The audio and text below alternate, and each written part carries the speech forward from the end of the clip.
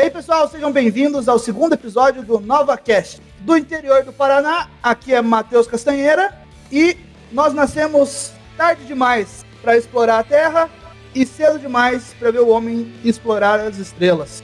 Mas eu tenho esperança de pelo menos ver a exploração de Marte. Vai que rola, né?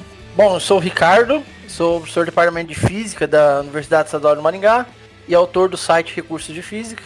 E estamos aqui hoje para falar um pouquinho, né, de Marte, conhecer um pouco mais de Marte, já que nós temos aí quase uma frota de artefatos humanos lá explorando o planeta vermelho. Bom, eu sou o Maicon, tô aqui no interior do Paraná, do Marialva, um calor infernal. E marcianos pra cá agora, sem chance, né? Não tem vacina. A Diastra, eu sou a Nani Casteleira, falo de Mandaguari, Paraná. E eu tenho uma pergunta. Se Marte tem 2 luas, lá tem 2 vezes mais lobisomens? Esse comentário foi bem interior do Paraná, né?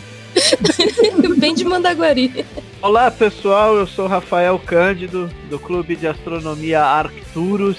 E se for pra ir pra Marte, eu vou de disco voador. Por quê? Eu vou de disco voador, foi o ET quem pagou, e é isso aí.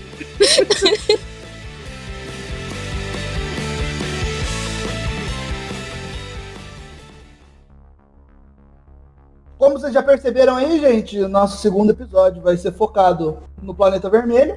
E a gente vai começar aqui falando um pouquinho das características de Marte. Marte, como a Nani já citou, tem 2 luas, Deimos e Phobos. Ele é o próximo planeta depois da Terra e é um planeta relativamente parecido com a Terra. Por que Marte tem semelhança com a Terra? O que vocês veem de semelhança? Bom,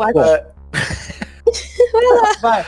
Pô, todo mundo falou bom, então tá bom, né? Se você olhar as fotos, né, que as sondas, os orbitadores e os rovers da superfície lá em Marte, nós vemos que a superfície em si é de forma muito parecida com a da Terra, regiões montanhosas, desertos, né, nos polos tem gelo, a maioria do gelo lá não é gelo de água, é gelo de dióxido de carbono, mas é gelo, tá? Então a superfície em si, de certa forma, ela é bem semelhante à superfície da Terra. Mas não tem água na superfície e não tem árvores, não tem vegetação, né? Então não é exatamente igual à Terra, mas a superfície em si, ela é muito parecida, muito semelhante. Se você olhar uns desertos na Terra, como os desertos no Oriente Médio ali, muito seco, muitas rochas, assim, é muito semelhante. Tanto que quando as agências espaciais elas vão mandar um rover, né, para a superfície para andar lá, os testes são nesses desertos na Terra, porque são bem semelhantes assim na questão física, né? Lógico que as questões ambientais são bem diferentes. Um deserto na Terra tem uma temperatura extremamente alta, enquanto essa superfície marciana a temperatura é muito baixa, com densidade do ar muito baixa. Mas fisicamente a superfície ela é muito semelhante à superfície do planeta Terra. E comentou que gelo não é de água, né? A maior parte dele não é de água, ele é de dióxido de carbono. Mas se a gente for pensar também a questão da temperatura e da pressão em Marte, né? A gente tem uma temperatura muito menor do que a da Terra. A temperatura média ali da superfície fica em torno de 50 graus Celsius negativos. Apesar de que em determinadas épocas do ano, em determinadas regiões, essa temperatura pode chegar até 25 graus Celsius. Por volta de 25 graus Celsius. Mas é algo muito, muito diferente tá mais próximo ali das temperaturas da Sibéria ali, né? Bem no, eu ia falar, no norte do planeta. Parece o clima curitibano. Eu ia falar isso também. Eu ia falar, é um inverno curitibano aí, né? Você tem de 25 a menos 50. Tá, mas tem o complicador ali, né? Que é a atmosfera, né? Com a atmosfera de Marte é muito menos densa, acho que mais ou menos 1/1000 da densidade da atmosfera da Terra. A interação, como você sente essa temperatura é bem diferente, né? Então não parece nada como a de Curitiba, não. Também tem a questão como ela é muito rarefeita, você não tem umidade na atmosfera, né? Exato. Você não tem partículas na atmosfera para que você consiga ter partículas de água se acoplando. Então você não vai encontrar água no estado gasoso, vamos dizer assim, né? Até se estima que em algumas... Você vê fotos dos orbitadores de Marte, assim, onde tem uns barrancos, que fica parecendo como se água escorreu ali. Uhum. Até se estima que seja água mesmo que fica abaixo da superfície, que em determinado momento acaba vazando. E que aí acaba, tipo assim, meio com um deslizamento de lama, alguma coisa assim. Mas como a atmosfera é muito rarefeita, a água, ela sublima, ela evapora, assim, ela sublima muito rápido, né? Então, não tem água, assim, por exemplo, se é uma poça ali na superfície, né? Mas há grandes indícios de que existe água líquida alguns metros abaixo da superfície, em alguns lugares. Mas Marte já teve água líquida na superfície mesmo há alguns milhões de anos atrás, não teve? As pesquisas, assim, os dados que as sondas e os rovers eles mandam é que muito provavelmente até 3 bilhões e meio de anos a superfície de Marte ela era, de certa forma, bem semelhante, bem mais semelhante com a Terra do que é hoje, né? Teria muita água, teria muitos elementos ali que pareceriam com a Terra, vamos dizer assim, num momento mais antigo, mais primitivo da sua vida, né? Tem rochas que você olha, que os analisam lá, em que ela só pode existir na presença de água, né? Então... O Perseverance ele pousou numa região exatamente onde ficaria um grande lago ali, né? Então, esses indícios de que Marte já teve água no passado, assim, não 100, 200 anos atrás, bilhões de anos atrás, ele é muito forte, né? Muito evidente. Mas é lógico que um rover lá fazendo análise, furando uma rocha, etc., cavando ali, é muito limitado, né? Então... esses indícios eles acabam também sendo limitados pela quantidade de informações que se consegue, mas que há fortes indícios de que ele realmente foi um planeta que teve muita água no passado, isso realmente tem. Mas desde que a gente começou a observar Marte com o telescópio, tem indícios disso que você conseguiram ver os canais de Marte. Teve um italiano, como é que é o nome dele mesmo? Schiaparelli. Isso, Schiaparelli. Não, inclusive a questão dos canais é uma coisa bem interessante, porque ele observou, né, a gente está falando o quê? Do primórdio ali, do começo das observações, né, equipamentos bem inferiores do que a gente tem hoje. Ele começou a observar, né, não tinha fotografia na época, desenhava, e ele desenhou rastros que ele via, essas marcas que ele via, e chamou isso de canais. Só que canais, como ele era um italiano, canais na língua italiana tem mais de um significado. Então nós temos os canais que são resquícios de córregos, rios, né, mas também pode ser canais, algo feito pelo homem, como a gente tem os canais. E isso gerou uma confusão muito grande, porque nessa época muita gente acabou achando que os canais de Marte nada mais eram do que grandes caminhos. Canais de irrigação, né? Também tem a ideia. Isso foi bem a essência dessa história, né? Que uma forma de você falar canais, ela tenha, vamos dizer assim, o sentido de ser um canal, vamos dizer assim, natural, mas não significa que tem água. Por exemplo, um leito seco de um rio, ele pode ser um canal ali. Mas a tradução foi feita como canais mais artificiais. Então já começou a se criar aquela mítica, né, de eventual existência de marcianos a partir de uma tradução errada, né, do termo que o Schiaparelli ele falou, né? Aí começa o telefone sem fio da astronomia, né? Que aí tem muito disso. Aí tem mais, né? Por assim, quando o Schiaparelli, sei lá como pronuncia, que ele observou, assim, era no final do século XIX. Então, vamos dizer assim, a ótica dos telescópios não era lá grande coisa, né?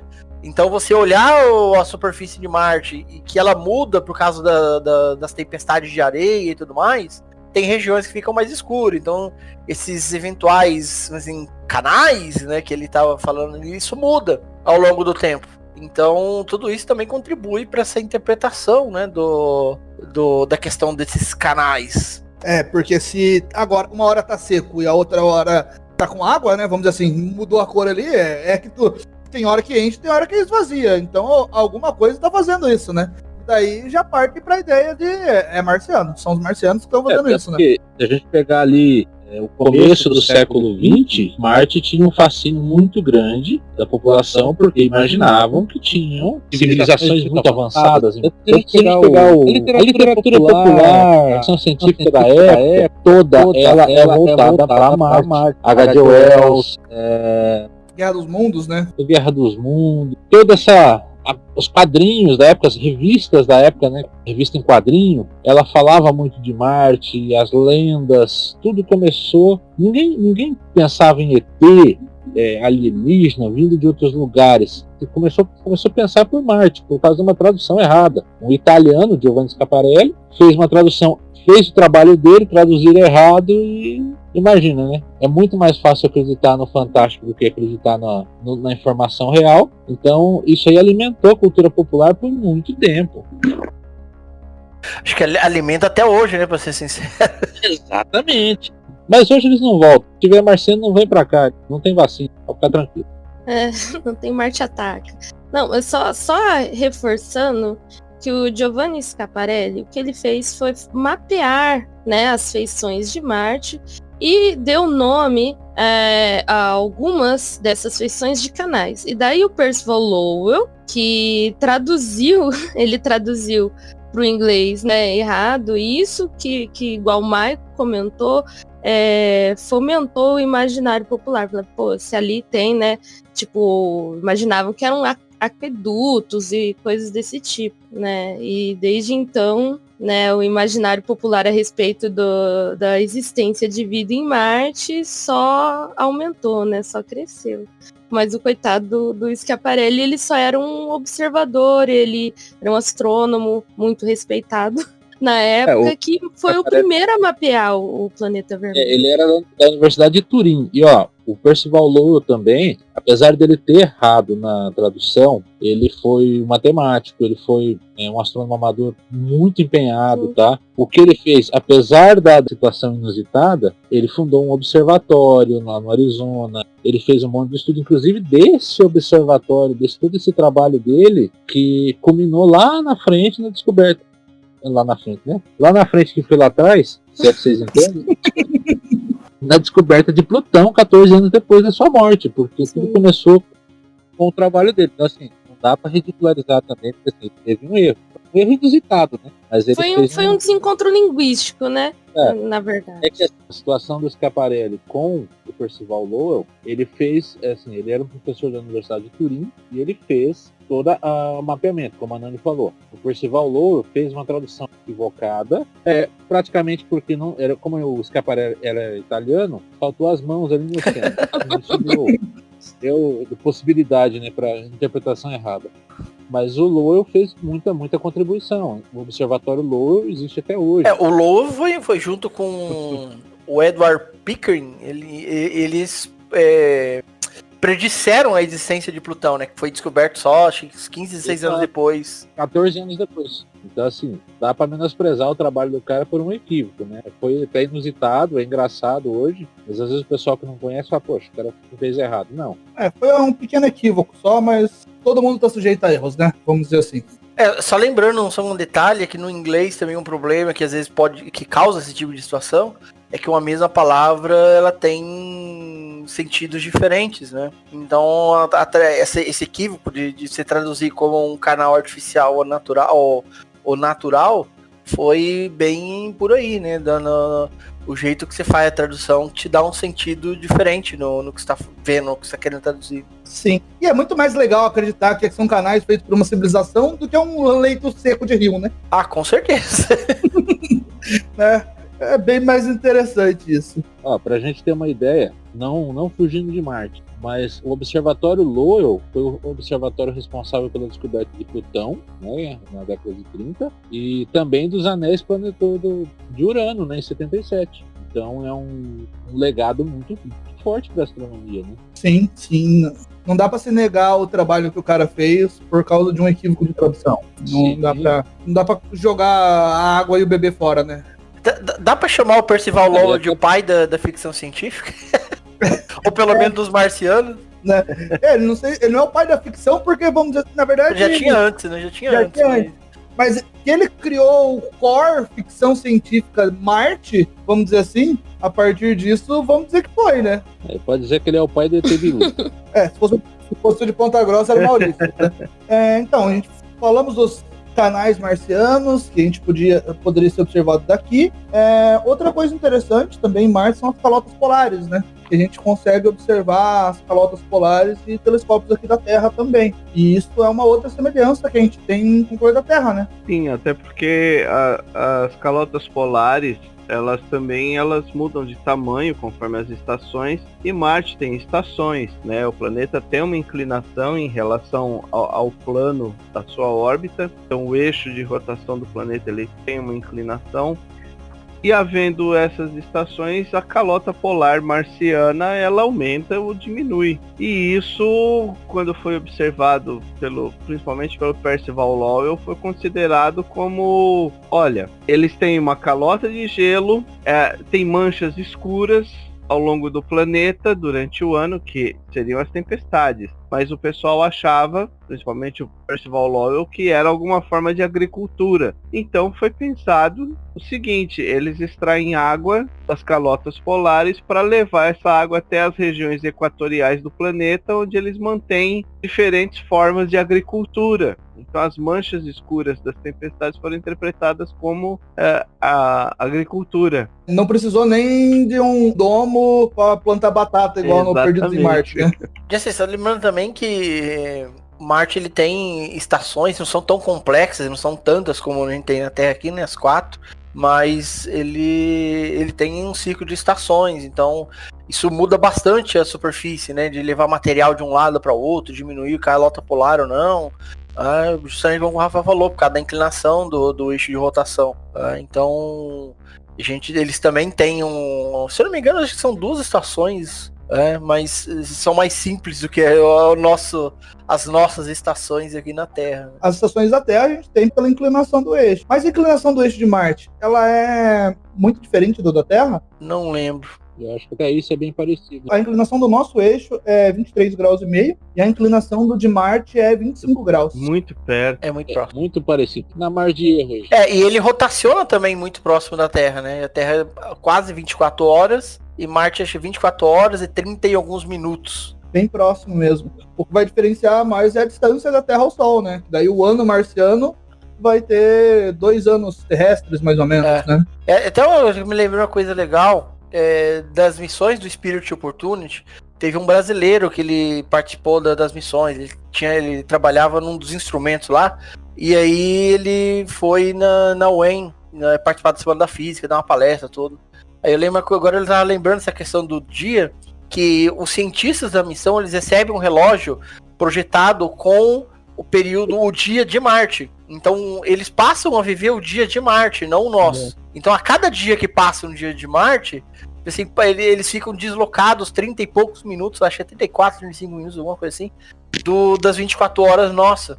Então depois de um tempo, o período deles ali, do dia deles, está completamente bagunçado em relação aos nossos. Eu lembrei disso, que eu tinha achado uma coisa bem curiosa, essa questão deles viverem no dia de Marte. Porque as sondas lá, elas são contadas com o número de sóis. Os sóis de Marte, ou seja, o período de dias marcianos. Sim, e eles não vão eles estão sofrendo um processo de jet lag, né? Basicamente é isso. Basicamente é um jet lag marciano. Mas isso é uma das coisas que também não auxiliam, né? Mas facilitam o homem viver em Marte, vamos dizer assim. Porque tem todo um processo de adaptação do nosso ciclo de sono que é baseado nesse dia de 24 horas, né? Como Marte tem esse dia próximo da Terra, quando começarmos a ter uma colônia lá, não vai ter uma diferença tão grande nesse ciclo, né? Então isso facilita, diferente se fosse um outro planeta que fosse bem distante o período de rotação. E vamos dizer assim que esse é um dos menores problemas que os homens vão ter lá, né? Mas e, por exemplo, como uma das possibilidades que é construir habitáculos dentro de cavernas lá, tubos de lava, etc, assim, aí vai ter que ser feito tudo de forma artificial mesmo, né? Mas se adaptar a esse período, né, das 24 horas e pouquinho além de Marte, vamos dizer assim, que é o menor das coisas importantes ali para sobreviver em Marte. Você tá num lugar que a temperatura média aí é menos 50 graus Celsius, a atmosfera extremamente rarefeita. E de dióxido de carbono. A gravidade de Marte é basicamente 1/3 da Terra. Você não tem um campo magnético para blindar o planeta, né? Então você recebe muito mais radiação. Dos males o menor, né? O dia ser um pouquinho a mais só, né? Não vai ser fácil de qualquer jeito. E eu ia perguntar uma coisa aqui. Todo mundo aqui assistiu aquele filme Perdido em Marte? Eu assisti. Daquele filme, claro, da parte que cabe a nós, né? Nas nossas áreas de conhecimento, poder julgar, né? Porque a parte, por exemplo, de botânica, de plantar batata no solo marciano, fertilizando com bosta que eles deixaram lá, não sei, né? Eu não posso opinar, né? Não é. Essa é a parte menos absurda do filme, pode ter certeza. Sim. Porque ele voltando pra estação que foi. Não, mas vamos botar dentro das partes que são menos absurdas, né? Vamos dizer assim, das partes que o filme tratou com mais seriedade. Tem algum erro que vocês lembram, assim? Vocês podem realmente apontar e falar assim, isso aí não ia rolar assim? É que assim, erro mesmo, não sei se eu não lembro se tem, também não sou tão especialista assim pra falar. Mas às vezes tem alguma coisa assim que eles exageram, né? Mas assim, que é normal. O livro é bem mais legal. O livro conta bem mais, assim, tem muito mais coisas que passam no vamos dizer assim, no caminho ali, né, do personagem, até ele ser resgatado. O livro vale muito bem, é um livro muito gostoso de ler, muito bom. Mas eu acho que algumas coisas, por exemplo, no início lá, quando ele se perde, né, quando ele fica lá, que o pessoal acha que ele morreu, tudo aquela tempestade lá, aquilo foi exagerado. Por exemplo, tempestade em Marte, tem tempestades com ventos muito fortes, etc. Mas como é muito pouco densa, aquela tempestade provavelmente nem moveria uma pessoa.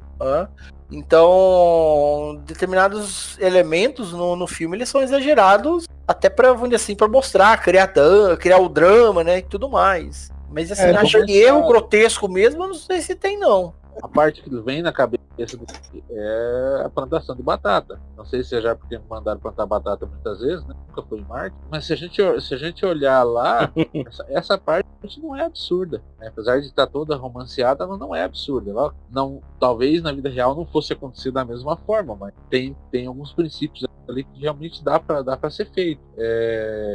Mas todo filme, quando ele passa para passar uma situação no planeta, você precisa gerar algumas coisas, até porque o lapso de tempo de um filme não dá para você fazer várias tempestades. Então você tem que fazer uma para chamar atenção, porque esse lapso de tempo tem que ser muito curto pro cinema. Sim. E outra coisa que eu lembrei agora é aquela parte daquela diferença de pressão, né? Que tem entre os domos onde ele está vivendo e a parte interna do planeta. Uhum. Que é a parte que estoura os domos e daí morre todas as batatas dele lá. Se a atmosfera de Marte ela é realmente rarefeita, você vai ter uma pressão atmosférica menor. Se você tem uma pressão atmosférica menor e dentro do domo ele está cultivando com uma pressão atmosférica baseada na da Terra, vamos dizer assim, você realmente vai ter esse gap de pressão, né? Que foi o que aconteceu no filme, não foi? Que o troço meio que explodiu para fora, né? Na verdade o que causou a explosão foi o equipamento que ele tava produzindo, né, a água, né? Ele pegou um equipamento lá que era para produzir combustível, né, para foguete, e ele fez assim, uma gambiarra lá, deu de MacGyver para produzir água. E esse equipamento explodiu, só que quando explodiu, aumentou demais a pressão lá dentro, o negócio arrebentou. Só que aí quando arrebentou, entrou em contato com a atmosfera e igualou a pressão e danou tudo lá, ferrou tudo. Foi mais ou menos isso que eu estava querendo dizer. Quando igualou as pressões, a pressão de fora era menor do que a de dentro, né? Então, por isso, como se as coisas estivessem explodindo para fora, vamos dizer assim. Uhum. E esse é um risco que, assim, qualquer vamos dizer assim, permanência humana lá vai ter. Né? As naves, elas têm que ser pressurizadas basicamente para algo muito semelhante à da Terra, da atmosfera da Terra. E fora você tem uma atmosfera muito rarefeita.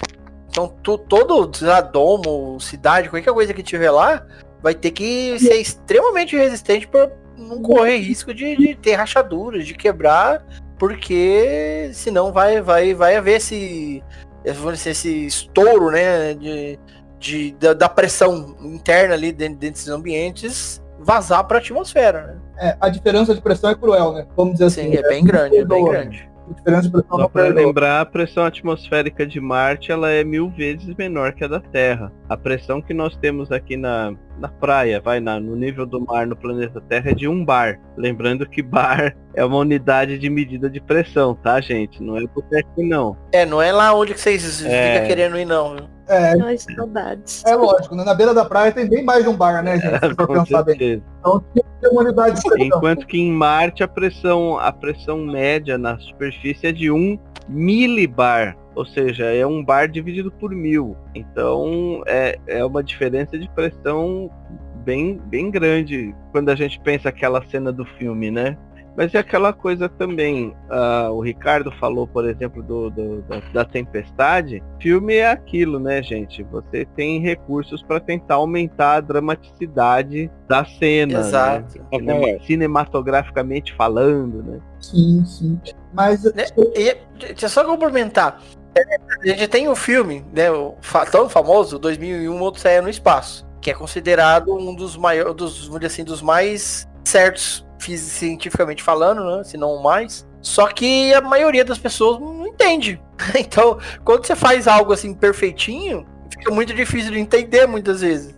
E quando você tá lá no filme, muitas vezes a questão não é a científica que é importante. É a questão do drama, a questão do processo, né, do que vai acontecer, etc. Então, é por isso que normalmente os livros, quando tem um filme de um livro, o livro é muito melhor. O livro não tem essa questão de querer criar esse drama e tudo mais, né? Por isso que é um filme, não um documentário, né? Isso. Exatamente. Mas voltando um pouquinho no que o Rafa tinha falado da pressão em Marte ser 1 milibar, na Terra a gente tem o nível do mar, vamos dizer assim, pra gente botar como padrão, né? Como dizer assim, a partir daqui a gente mede a altura de desnível. Mas Marte não tem um nível do mar para quando a gente for medir esse tipo de coisa. Por exemplo, se a gente for falar em Marte, vamos falar de uma das maiores montanhas que a gente tem no Sistema Solar, né? O Monte Olimpo. O Monte Olimpo, ele dá quase 3 vezes o tamanho do Everest que a gente tem na Terra. Mas a partir da onde que ele é medido? Vocês sabem como que se delimita isso? Essa pressão de 1 milibar que o Rafael falou é uma pressão média, né? Lá não tem essa questão de nível do mar e etc. Então, assim, é até difícil de você estimar. Vamos dizer, lá no fundo do Vale Marineris, quanto que é? Ou no topo do Monte Olimpo. Não tem isso. É uma pergunta interessante. Qual que é o marco zero, então, do nível do mar, entre aspas, marciano? Eu acho que não tem. Na verdade, tem. Foi feita uma convenção que tem uma pressão, uma certa pressão média. Não vou saber dizer se é exatamente esse 1 milibar, mas eles pegam que aquela pressão, o que está sobre aquela pressão vai ser a área onde você vai considerar o marco zero. E o que está abaixo daquilo vai ser o desnível para baixo, o que está acima vai ser o desnível para cima. Então eles meio que traçam uma superfície no planeta a partir dos dados de pressão, para daí fazer essas medidas. Então esse 1 milibar deve ser desse ponto. Provavelmente. Porque aí seria vamos dizer, o mais próximo de uma média possível. Né? Exato. Sim. É isso mesmo. Você falou do milibar. O que é milibar é menor que frigobar? Como é que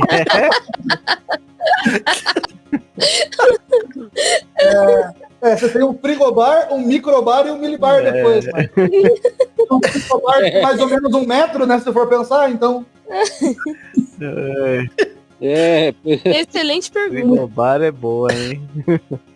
Genial. É mais sobre Marte, das curiosidades que a gente tem. Eu falei do Monte Olimpo, né? Que é um das maiores montanhas do Sistema Solar. É a maior. Ela perde para uma montanha só, se eu não me engano, é em Vesta. Tem uma outra que ganhou do Monte Olimpo. Foi descoberta recente. Não sabia. Ela é não tem nenhum ano essa descoberta. Além de um ponto extremamente alto, a gente também tem um ponto extremamente baixo, né? Vamos dizer assim, o Vale Marineris. E o nome em homenagem à missão que descobriu, né? O Vale Marineris seria mais ou menos um Grand Canyon que cortaria os Estados Unidos de costa leste ou costa oeste. Algo assim, né? Eu acho que é maior, né? Acho que tem uns 4.000 quilômetros de extensão. 4.000 quilômetros de distância, eu vi agora. 600 km de largura e mais ou menos 8 km de profundidade. Descoberta em 71 pela sonda Mariner 9. Porque, olha, e esses 4.000 quilômetros em relação ao tamanho de Marte, Ele é gigante. Se fosse, assim, do tamanho da Terra, seria como se saísse ali da costa oeste da África e chegasse até a Ásia, né? Imagina, uma ravina enorme desse jeito. Ó, pra vocês terem uma ideia, pessoal, o Brasil, se a gente pegar de norte a sul, ele apresenta 4.394 quilômetros. 4.400 quilômetros, vamos arredondar assim. Então, basicamente, o Vale Marineris cortaria o Brasil inteiro, de norte a sul, pegando a maior extensão, sobrando 200 quilômetros de cada lado aí, para ter uma ideia da dimensão do tamanho disso. Nossa, ligando a Serra do Caburaí ao Arroio do Chuí, né? O norte ao sul, então sobraria 200 quilômetros para cada lado.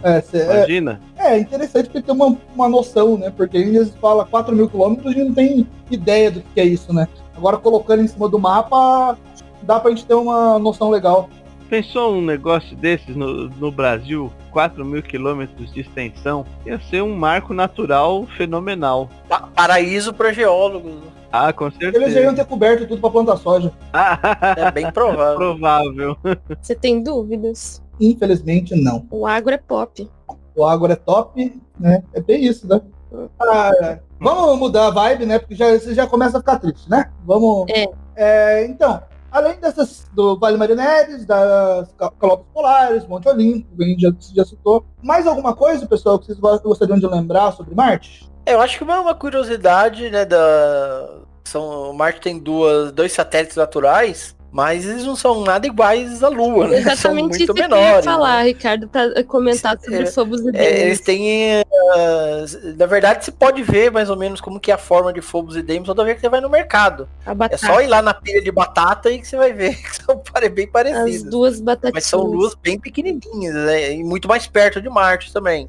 Inclusive, parece que uma delas está em direção, né? Em algum momento. Eu não lembro qual delas que eu também não lembro qual delas. Elas estão uma tá numa órbita espiral. Daqui a algumas dezenas de milhares de anos ela vai cair na superfície de Marte. Será que ela vai cair na superfície de Marte? Ou ela vai chegar no limite de rocha e vai começar a se despedaçar? Eu acho que pelo tamanho pequeno dela, ela vai colidir com a superfície. E tem a questão que Marte também é pequena, né? Então Isso. A gravidade não é tão grande, né? Não tá em volta de Júpiter. Não tá em volta de Júpiter, né? Ou de Saturno, pro limite, pra quando chegar nesse limite começar a despedaçar o corpo. Sim.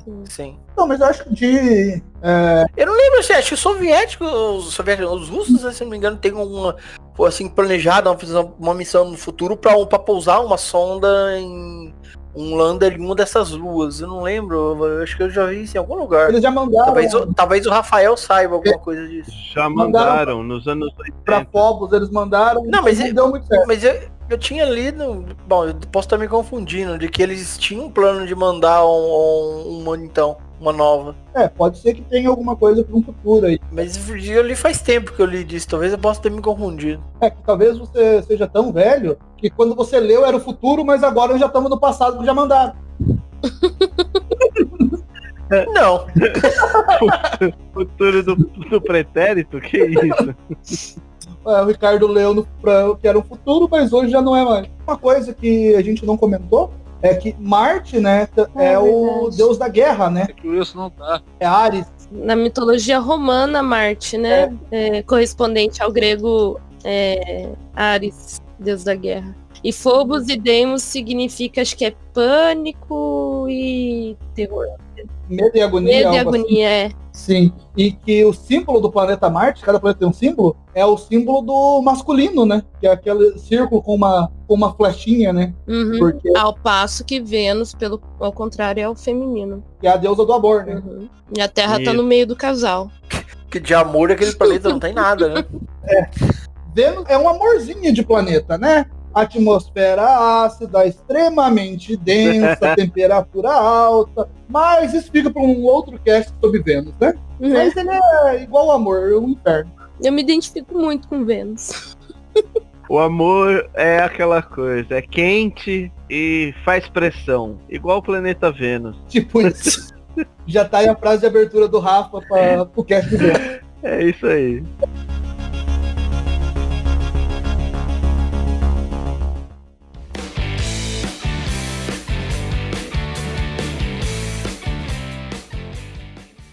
Esse foi o segundo episódio do NovaCast. Pessoal, espero que vocês tenham gostado. Nesse episódio a gente falou sobre Marte, a gente só arranhou um pouquinho a superfície do planeta vermelho, passando para vocês algumas informações sobre as suas características, curiosidades, sempre daquela forma, com um bate-papo leve e descontraído. Mas ainda tem muita informação sobre Marte. Então fique ligado no NovaCast, porque logo logo teremos mais casts sobre o planeta vermelho. E eu queria lembrar todo mundo também que o NovaCast faz parte da revista Astronova. A Astronova também está presente no YouTube, onde fazemos lives semanalmente cobrindo as principais notícias da astronomia e astronáutica. E você também pode encontrar a Astronova no Twitter e no Instagram. E agora, galera, eu vou ficando por aqui. Nos vemos no próximo episódio do NovaCast ou em uma live da Astronova no YouTube.